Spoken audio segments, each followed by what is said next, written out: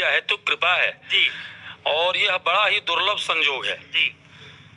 जिस व्यक्ति से मिलने के लिए, जिस महापुरुष से मिलने के लिए स्वयं देश के प्रधानमंत्री, देश के राष्ट्रपति वहां पहुंच रहे हों। हाँ। और कैंसर का इतना बड़ा अस्पताल उनके द्वारा निर्माण किया जा रहा है जन कल्याणार्थ की भावना से। वो व्यक्ति इस कार्यक्रम के बाद प्रथम कार्यक्रम आपके बिहार की इस पावन धरा पे उनका पदार्पण हो रहा है। कैंसर का जो इतना बड़ा अस्पताल खुला है उसके बाद में सबसे पहला कार्यक्रम बिहार के गोपालगंज में ही, तो ये बिहारियों के लिए बहुत गर्व की बात है। बिल्कुल बिल्कुल, पूरे बिहार के लिए बड़ा ही सौभाग्य और गौरव का विषय है बिहार, और ये पूरे पूर्वांचल के लिए गौरव का विषय है क्योंकि यह जो स्थल है उत्तर प्रदेश और बिहार का बॉर्डर है। बिहार का बॉर्डर है तो यहाँ पर बिहार, उत्तर प्रदेश, देश के कोने कोने से श्रद्धालु आएंगे। होते हुए केवल बागेश्वर धाम सरकार का 5 दिवसीय हनुमत कथा एवं दिव्य दरबार का आयोजन, हनुमत कथा और दिव्य दरबार का जो है यहाँ पर आयोजन किया गया है। तो क्या यहाँ पर जो भक्त है बिहार, देश के कोने कोने से आ सकते हैं यहाँ पे? बिल्कुल बिल्कुल, पूरे भारतवर्ष से ही नहीं बल्कि विदेश से भी काफी लोग आ रहे हैं, जो लोग अभी भी सूचना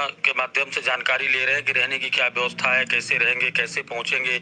इसकी चर्चा कई दिनों से लोग अभी से अभी हाल ही में देखा जा रहा है महाराज जी की बागेश्वर धाम वाले सरकार जो है वहां पर बहुत सारी चीजों का आयोजन किया गया। देश के माननीय प्रधानमंत्री मोदी जी, राष्ट्रपति सब लोग पहुंच रहे हैं। तो इसके बाद में सबसे पहला जो कार्यक्रम है बागेश्वर धाम वाले धीरेन्द्र शास्त्री महाराज जी का, ये गोपालगंज में ही होगा। बिल्कुल बिल्कुल, देखिए ये ठाकुर जी की बढ़िया है तो कृपा है जी, और यह बड़ा ही दुर्लभ संजोग है जी। जिस व्यक्ति से मिलने के लिए, जिस महापुरुष से मिलने के मार्ग जानकारी करना चाहते हैं, और बड़ा सुरम्य संजोग है। 5 दिन तक स्वयं बागेश्वर सरकार यहाँ बैठकर लोगों का निवारण, लोगों के दुखों की समस्याओं का निवारण किस प्रकार से स्वयं बागेश्वर सरकार 5 दिन इसी भवन में निवास करेंगे। यह भवन हम लोग खड़े हैं यहीं पे, वो रुकेंगे 5 दिन। जी जी, उनके लिए ही स्पेशल यह भवन का निर्माण किया गया है। ये कुटिया 12,000 स्क्वायर फुट में 2 महीने में बना के तैयार किया गया। 2 महीने में बन के तैयार हो गया। 12,000 स्क्वायर फुट एरिया देहात के क्षेत्र में 2 महीने में बनाकर तैयार किया है। आज बागेश्वर धाम सरकार सबसे ज्यादा जिस विषय पे फोकस कर रहे हैं कि जात पात की करो विदाई, सारे हिंदू भाई भाई। इस विषय को चरितार्थ अगर किया जाए तो देखा जाए तो जिस क्षेत्र में जहाँ ये आपका मठ है, यह मठ चारों तरफ से दलित, आदिवासी, वंचित, पिछड़ा, अति पिछड़ा वर्ग के लोगों का ही इस पूरे क्षेत्र में निवास है। यहाँ कोई सवर्ण, एक इस पूरे गांव में एक सवर्ण जाति का कोई व्यक्ति का मकान नहीं है। लोग ये भी कह रहे थे, कन्वर्जन कर रहे थे, धर्मांतरण करने की तरफ आगे बढ़ रहे थे, प्रेरणा बढ़ रही थी लोगों के अंदर। तमाम तरह के जो धर्म विरोधी ताकतें हैं, उन लोगों ने यहाँ ऐसा प्रयास किया कि किसी भी प्रकार से ये वंचित, अति पिछड़े वर्ग के लोगों को हम अपनी तरफ जोड़ लें, हिंदू समाज सभ्यता से अलग कर दें, जबकि वह मूलतः सनातनी और हिंदू है। तो उसके लिए हमने ये प्रयास किया है कि भाई जब तक हम अपने अस्तित्व को उनके सामने प्रदर्शित नहीं करेंगे तब तक सनातन बचने वाला नहीं है। केवल वाणी से नहीं, तो जो आज के डेट में सनातन धर्म के सबसे विशिष्ट धर्म ध्वज वाहक अगर कोई है जो सनातन के स्तंभ को मजबूती दे रहा है, वह हमारे बागेश्वर धाम सरकार श्री धीरेन्द्र कृष्ण शास्त्री जी महाराज हैं। इसलिए हमने चाहा कि केवल उनका कार्यक्रम हो जिससे कि बिहार में सनातन। दोस्तों, माताओं, बहनों और भक्तों, बिहार, झारखंड, उत्तर प्रदेश और बंगाल यानी बिहार से सटा हुआ जितना है सभी के लिए खुशी की बात है, खुशी से झूमने वाली बात है। जी हाँ, बेटियां की शादी जब हो गई, बेटियां विदाई हो गई, उसके बाद बागेश्वर धाम सरकार गुरु जी का पहला दौरा, पहला यात्रा, धर्म गुरु हैं वो, और इतने विशिष्ट, इतने बड़े कि कहना ही क्या। मित्रों, वो आ रहे हैं गोपालगंज जिला में और भैरव प्रखंड में, तो बड़ी खुशी की बात है। जो उसके आसपास के हर कोई जरूर सुनने देखने के जाएंगे। वो दिव्य दरबार भी लगेगा, जी हाँ, कथा भी होगी। तो हेलो दोस्तों, मैं अपने गुरुदेव बागेश्वर धाम सरकार के चरणों में दंडवत प्रणाम करता हूँ। आप सभी को नमस्कार, प्रणाम जोहार करता हूँ। इससे खुशी की बात क्या हो सकती है कि खुद बागेश्वर धाम सरकार भगवान आ रहे हैं, वो भी बिहार। जो ये बिहार का उसका जो है दूसरा है। इसके पहले पटना भी आ चुके थे और पटना की भीड़ देखकर जो है वहाँ के एक ऐसा व्यवस्था किया गया है कि आप सुनेंगे तो दंग रह जाएंगे। जी हाँ, व्यवस्था पूरी तरह से संतुष्टि लायक है, क्योंकि वहाँ पे 200 एकड़ से ज़्यादा ज़मीन जो है पड़ती है। तो 10 नहीं 20 लाख भी आदमी अगर वहाँ पे भक्त लोग जमा होते हैं, सुनने वाले, कथा सुनने वाले, तो कोई अंतर नहीं पड़ेगा, ऐसा इस बाबा का कहना है। जी हाँ, चूँकि वो देहाती इलाका है और बहुत सारी मठ का भी बाबा का कहना है कि 50 एकड़ से ज़्यादा ज़मीन है। टोटल अगर कहा जाए तो 200 एकड़ से ज़्यादा पड़ती ज़मीन है, इसलिए 20 लाख भी आदमी वहाँ आते हैं। और सच ही कहा गया है कि कितने ऐसे हैं जिसको यहाँ रोजगार मिली हुई है, और रोजगार जो है वो बहुत दिन पहले से, चूंकि बागेश्वर धाम सरकार गुरुजी के लिए एक महल भी बनवाया है जहाँ पर वो विश्राम करेंगे। तो प्रांगण है, जमीनें तो बहुत है मठ की, लेकिन अभी जो मठ का जो प्रांगण है वो 60 एकड़ का है। 60 एकड़ का है। तो 60 एकड़ की भूमि में 10 लाख से 20 लाख लोग भी आ सकते हैं।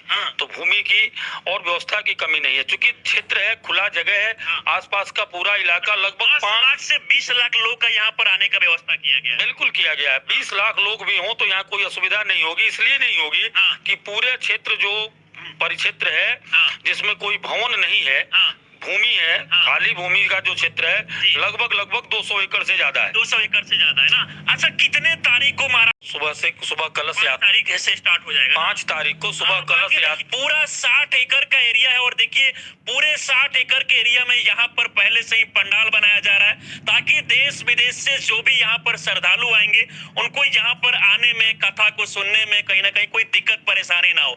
और इससे पहले भी महाराज जी के द्वारा जो है लगातार यहाँ पर यज्ञ कराया जाता है, साधु संत को बुलाया जाता है, ताकि मतलब सनातन धर्म जो संस्कृति हमारा जो है वो विलुप्त होते जा रहा है। आजकल कुछ ऐसे भी लोग हैं महाराज जी जो कहते हैं कि मंदिर से साधु संत के आने से क्या विकास होगा। सबने कहा कि महाकुंभ के स्नान से क्या फायदा है, किस लिए इतना पैसा खर्च किया जा रहा है। 3 लाख करोड़ का राजस्व केवल भारत सरकार को और उत्तर प्रदेश सरकार को प्राप्त हुआ महाकुंभ से। अभी ये टैग का अनुमान था, इससे भी ज्यादा अर्थ लाभ हो सकता है। अगर जिन लोगों के आंखों में केवल अर्थ का ही चश्मा है तो उनको ये देख लेना चाहिए कि अर्थ लाभ भी 3 लाख करोड़ के का विक्रय हुआ है। अभी हमारे साथ गोपालगंज के जाने माने समाज बात देना चाहता हूं कि आपने इस सुदूर देहात में आके इतना बड़ा कार्यक्रम चलाने का आपने कोशिश किया, इसके लिए हम भोरे के ब्लॉक की तरफ से आपका भारी आपको नमस्कार प्रणाम करना चाहते हैं। इससे पहले भी यहाँ पर अनिरुद्धाचार्य जी महाराज जी आ चुके हैं, और धीरेन्द्र शास्त्री महाराज जी आ रहे हैं यहाँ पे। धीरेन्द्र शास्त्री जी महाराज आ रहे हैं। 6 तारीख से उनकी कथा है जी, और 10 तारीख तक उनका कथा यहाँ होगा। उसमें भारी लोगों की आने की संभावना है। क्योंकि इससे पहले भी जब वो बिहार की धरती पे आए तो लाखों की संख्या में भीड़ देखने को मिला, लोग मतलब भारी संख्या में वहां पर पहुंचे। तो यहाँ भी बेहतर तरीके से व्यवस्था सब कुछ किया गया ताकि लोगों को कोई दिक्कत नहीं। यहाँ ये शहर वाला माहौल नहीं है, देहात वाला माहौल है। यहाँ जमीनें बहुत ज्यादा खाली हैं। जितना लोग आएगा उतना बैठ के कथा ही तो सुनना है, आराम से लोग सुनेगा, कहीं कोई दिक्कत वाले हैं। यहाँ पे सैकड़ों दुकानें लगेंगी, हजारों लोगों को रोजगार मिला हुआ है। ये टेंट लगाने वाले, बिल्डिंग बनाने वाले, जितने गरीब मजदूर हैं, लोगों को रोजगार मिला, हजार लोगों को रोजगार मिला हुआ है, महीनों से मिला हुआ है कंटिन्यूअस। आज मान लीजिए यह बिल्डिंग बनाने से लेके, टेंट बनाने से लेके लाखों लोगों को भोजन मिलेगा, तो कौन लोग भोजन करेंगे? ये बिल्डिंग जो तैयार हुआ है महाराज, निवास, इसमें वो निवास करेंगे। जो कथा मंडप बना हुआ है, उस कथा मंडप में कथा करेंगे, वहाँ कथा प्रवचन आम जनता को दर्शन देंगे। जो अन्य कार्यक्रम उनके हैं आम दर्शनार्थियों के लिए भी, तो इसके लिए भी सुगम व्यवस्थाएं मठ के प्रांगण में की गई है। आपका स्वागत है, हम सभी आपके स्वागत के लिए आप तत्पर हैं। आप सभी आके अपने पुण्य फल को अर्जित करें, भगवान की कृपा प्राप्त हो, आप सभी स्वस्थ रहें, मस्त रहें, और ऐसे दिव्य दरबार और भगवत हनुमत कथा का रसास्वादन करके अपने और अपने पूर्वज, अपने आने वाली पीढ़ियों को सही मार्गदर्शन दे पाए। इसके लिए यह दिव्य दरबार और भगवत हनुमत कथा का आयोजन किया जा रहा है। इससे लाभान्वित हों, सबके कल्याण और मंगल कामना की भावना रखते हुए इस कार्यक्रम को आयोजित किया जा रहा है। आप सबका मंगल हो। चलिए, बाकी हमारे साथ गोपालगंज में जो है इतने बड़े महंत साधु संत लोग आ रहे हैं। जी बहुत अच्छा। और महाराज श्री का ऐसा स्वभाव है, जन कल्याण हेतु ही उनका सब काम है। बड़ी निर्मलता, कहीं भी सहजता से रहना, और उनके जो भक्त जन हैं वो भी महाराज जी से परम संतुष्ट हैं। महाराज जी उनको जैसा भी कहते हैं वैसा वो लोग मानते हैं।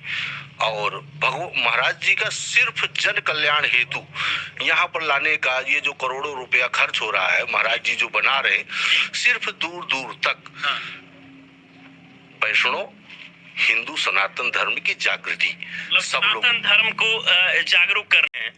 यह 13वीं शताब्दी का बना हुआ मठ है, 13वीं शताब्दी का काफी पुराना, काफी प्राचीन मठ है। 700 साल से ज्यादा प्राचीन मठ है ये। ऐसे प्राचीन ऐतिहासिक भूरी श्रवा का यह क्षेत्र है। भोरे पूरी थाना, भोरे जो भूरी श्रवा का यह क्षेत्र है। 700 साल प्राचीन राम मंदिर है। जो राम जी जब ब्याहने गए तो इस स्थल पर उनका विश्राम हुआ है। यह प्रमाणिक और काफी ऐतिहासिक स्थल है। देखिए कितना बड़ा सौभाग्य है इस मठ का कि जिस समय राम मंदिर बना उसके बाद ही इस मंदिर का विकास हुआ। यानी ये कहा जा सकता है कि जब तक राम जन्मभूमि का निर्माण नहीं हुआ तब तक यह मंदिर उपेक्षित बना रहा, तब तक यह मंदिर उसी अवस्था में पड़ा रहा कि हमारे राम जी अभी वनवास में है। 500 साल के तपस्या और बलिदान के फलस्वरूप हमारा राम, तपस्या के फलस्वरूप, संतों की तपस्या के फलस्वरूप यह स्थान जागृत हुआ है। तो ये हम लोगों के लिए बड़े ही सौभाग्य और गौरव का विषय है कि हम ऐसे दिव्य स्थल पर हम लोगों को सेवा का सौभाग्य प्राप्त हुआ है। और यहाँ हम लोग इस भूमि पर बागेश्वर धाम सरकार के श्रीमुख से कथा का रसास्वादन कर पाएंगे। यह बड़ा ही सौभाग्य का विषय है। यह राम जानकी मठ थाना भोरे के अंतर्गत आता है। इसका नाम रामनगर, गांव का नाम रामनगर हुआ। रामनगर, राम जानकी मठ, थाना भोरे, गोपालगंज में आप सबका स्वागत है। आप सभी आइए और कथा का रसास्वादन लें, आनंद लें। हनुमंत लाल जी महाराज सबके ऊपर कृपा करें। इन्हीं भावनाओं के साथ यह कार्यक्रम हो रहा है। आइए हम सब बागेश्वर सरकार का स्वागत करें। राधे राधे। दोस्तों, गोपालगंज जिला का भैरो थाना यानी प्रखंड का लीजिए, वहाँ एक दिव्य भूमि है, क्योंकि वहाँ पे एक कहानी जुड़ी हुई है कि भगवान राम वहाँ पे विश्राम किए थे। तो वहाँ भी बागेश्वर धाम सरकार भगवान आ रहे हैं। और दोस्तों, इससे बड़ी खुशी और क्या हो सकती है। और पूरी पता बाबा ने बता दिया कि वो कहाँ पे आपको आना है, और आने के बाद आप सुरक्षित हैं। आपको यहाँ पे किसी प्रकार की दिक्कत नहीं होगी। यहाँ पे जो है हर प्रकार का सुख सुविधा का विस्तार किया जा रहा है। हर वो जगह इतनी है कि 20 लाख से ज़्यादा भी अगर भक्त जमा हो तो कुछ भी दिक्कत नहीं होगी। तो हमें उम्मीद है कि ये वीडियो आपको पसंद आई होगी। मित्रों, अगर वीडियो आपको पसंद आई है तो वीडियो को लाइक कर दीजिए, चैनल को सब्सक्राइब कर लीजिए। तो मिलता हूँ अगला ब्लॉग में, तब तक